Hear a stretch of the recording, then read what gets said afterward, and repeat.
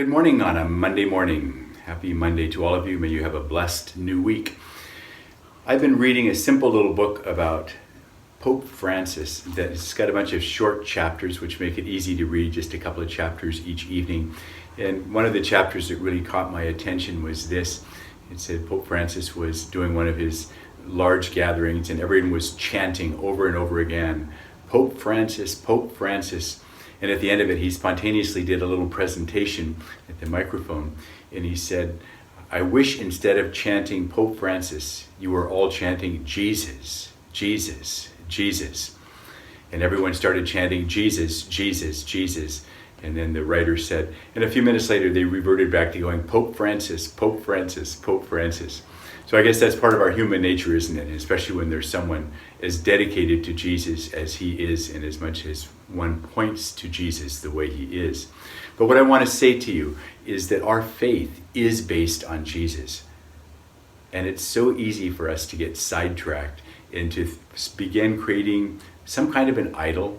Oftentimes it's not even something evil, but it's something that we start putting our trust in ways that begins eclipsing that fundamental faith that we have in Jesus Christ.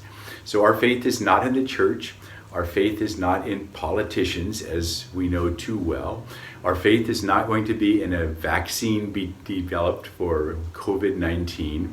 Our faith isn't in some new ideology, some hobby that we have, some solution to world problems. Our faith is in Jesus Christ.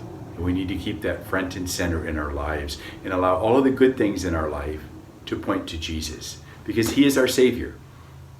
He gives us so many wonderful things in our Catholic understanding. We call many of those sacramentals because they point to Jesus. But if we allow them to become our heart and the center of our heart, they can actually pull us away from Jesus. Listen again to these words from the Sermon on the Mount from Matthew's Gospel. Do not lay up for yourselves treasures on earth, where moth and rust consume, and where thieves break in and steal. But lay up for yourselves treasures in heaven, where neither moth nor rust consumes, and where thieves cannot break in and steal. For where your treasure is, there will your heart be also. So may our lives chant Jesus, Jesus, Jesus. And may we bring him joyfully and effectively into this world. God bless you.